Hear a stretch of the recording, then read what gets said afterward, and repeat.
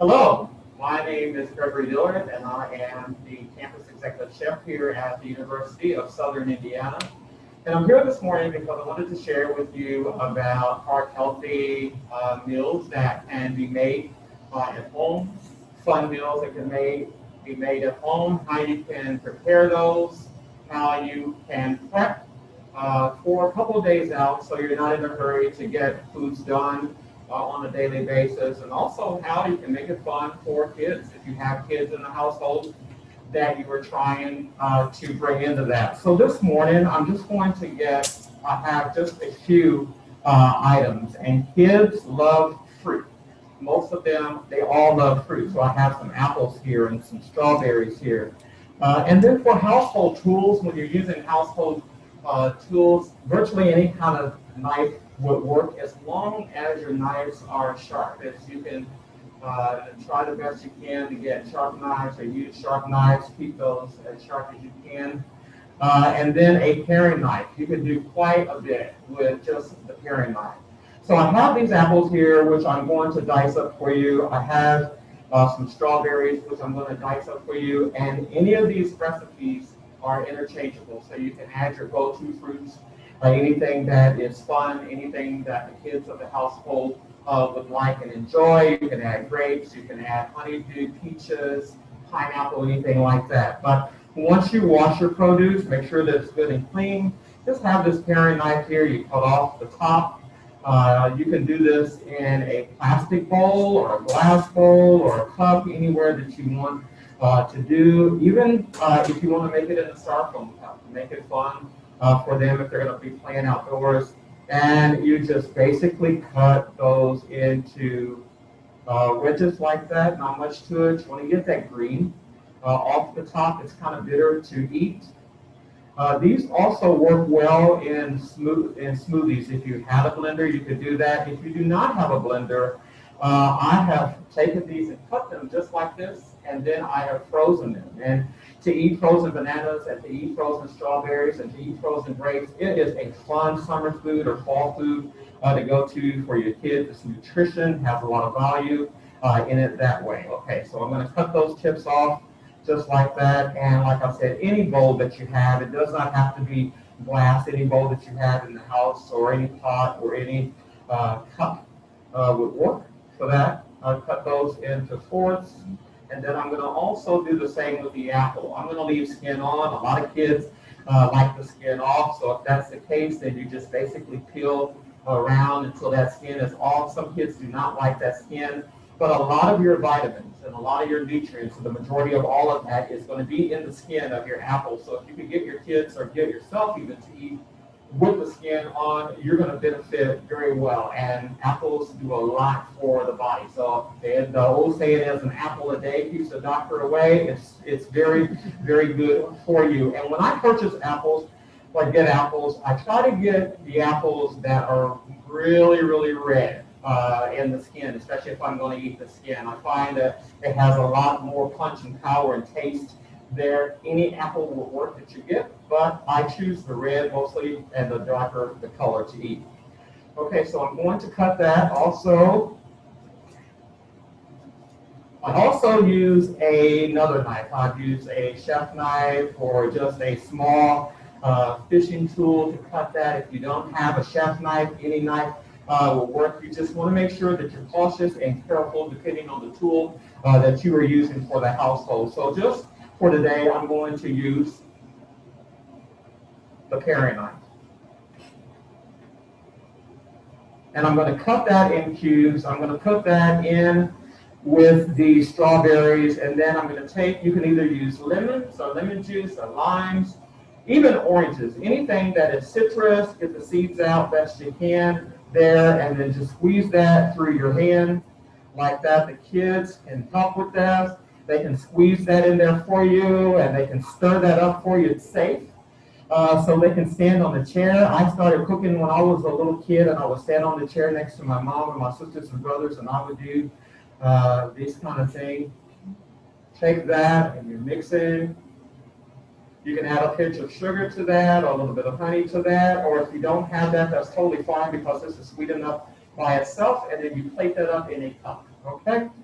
Some other nutritious things that you can do that is fun and for the household and benefits your health real well and will help you throughout the course of the week. During the course of the week, if you were trying to prepare foods early, are things that go a long way, or things that stretch, such as chilies and beans. Beans is a great source of fiber, it's a great source of protein, so you can make that, whether that's brown beans or legumes or pinto beans, make those with onions, and it's basically you just boil those beans down. You do not have to soak those, you boil them down. You can add chicken to that, wings to that, you can add pork to that, you can add ham to that, bacon to that, or just by itself. You can also do chilies that way, vegetable soups that way, and it's a good thing to prep in advance and freeze. That way you can pull out whenever you want, whenever you need, have it for the family. Pastas are a good go-to, a nutritious thing.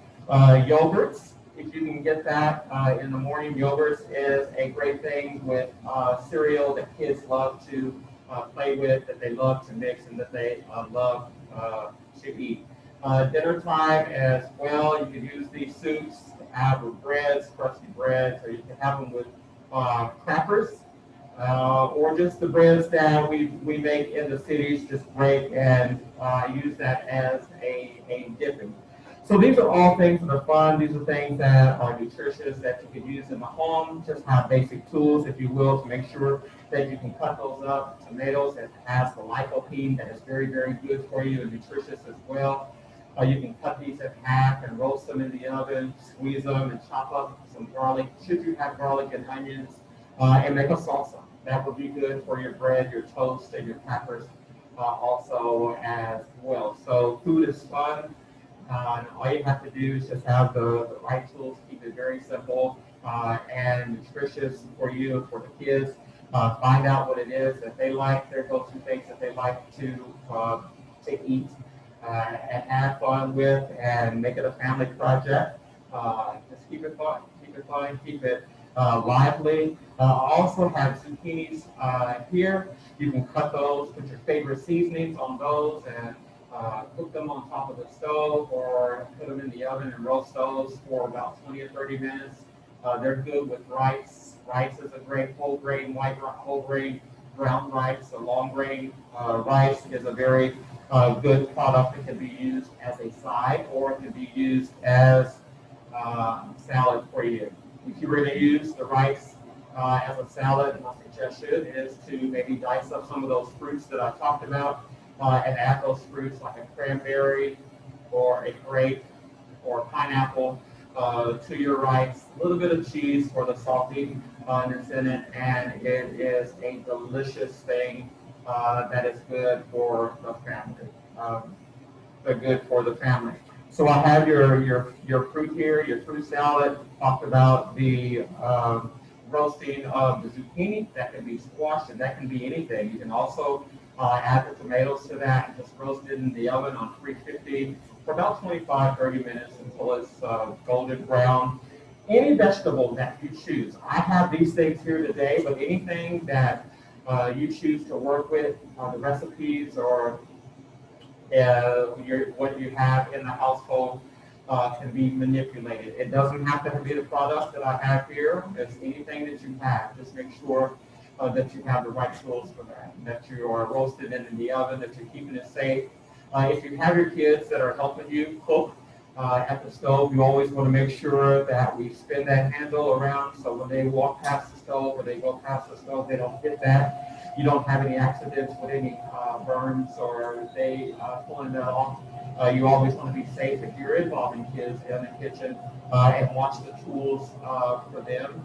Teach them probably rather than to cut the two hands, have one hand behind them so they're not getting that other hand in the way. Just keep an eye on what they do, but you'll find that kids really love the color of fruits, color of vegetables, and they really enjoy recipes and creating those kind of things to help mom or dad, sister or brother in the kitchen. The best thing that I say is if you are in a hurry or you're not want to cook every day, it's just to make sure that you can pick a day and you prep these things and you get them stored in your refrigerator or on ice, or get them stored into some type of refrigeration so you can pull as needed and enjoy with the rest of the family. Always remember your tomatoes, because tomatoes are very, very important as well as the apples for vitamins, for nutrition, and to sustain good quality health. Get those kids, brothers and sisters involved in the cooking process and keep them as safe as you can with cooking. Paring knives, a chef knife or a smaller fishing knife or boning knife will work as long as it's sharp. You may not have a steel, a steel which is a sharpener, but if you could use that against a rock, it serves the same purpose. You hit both sides of the blade, you clean that, and you are ready to go for your kitchen